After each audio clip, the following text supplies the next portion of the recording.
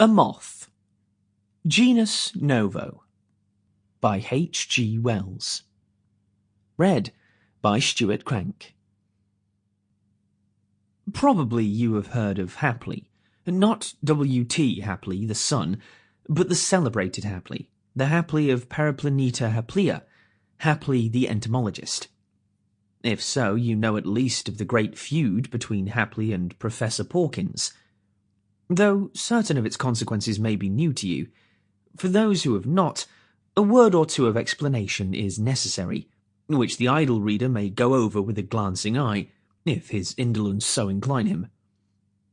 It is amazing how very widely diffused is the ignorance of such really important matters as this Hapley-Pawkins feud.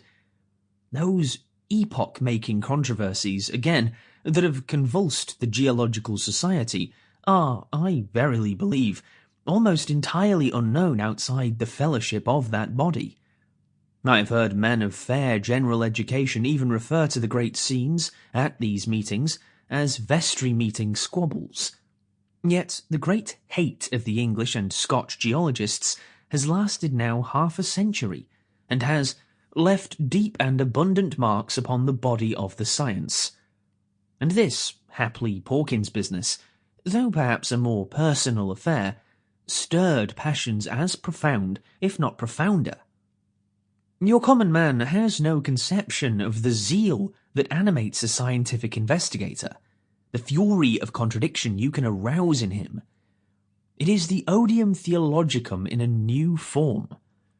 There are men, for instance, who would gladly burn Professor Ray Lancaster at Smithfield for his treatment of the mollusca in the encyclopedia.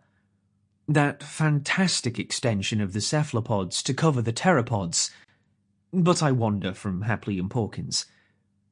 It began years and years ago with a revision of the Microlepidoptera, whatever these may be, by Pawkins, in which he extinguished a new species created by Hapley.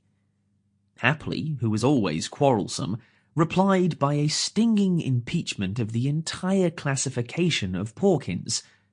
Pawkins, in his rejoinder, suggested that Hapley's microscope was as defective as his powers of observation, and called him an irresponsible meddler. Hapley was not a professor at that time. Hapley, in his retort, spoke of blundering collectors and described, as if inadvertently, Pawkins's revision as a miracle of ineptitude.